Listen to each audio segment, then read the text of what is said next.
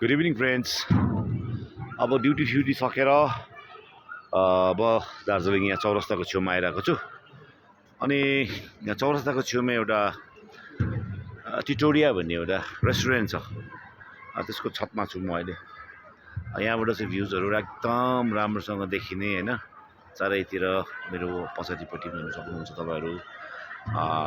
यो सब चिजहरूले चाहिँ यो सब दोकानहरूले गर्दाखेरि यो सब रेस्टुरेन्टले गर्दाखेरि चाहिँ दार्जिलिङलाई चाहिँ दार्जिलिङ बनाइरहेको छ। आज प्रचुर मात्रामा यहाँ टुरिस्टहरू छ, टुरिस्टहरू घुम्नु आएको छ। सायद मैले यति साह्रो टुरिस्ट देखेको छुइनँ। बाटो जाम छ, चौरस्ता जाम छ, सबै कुरो होइन। अनि म पनि अब भोलि पर्सि फर्किहाल्छु दार्जिलिङबाट। त्यस कारण एनिवे यो आजको साँझ म यहाँनिर आइरहेको छु। Hope you guys are also good होइन। र इभिनिङलाई राम्रोसँगले बनाउनु होला सबैलाई। अब गुड इभिनिङ।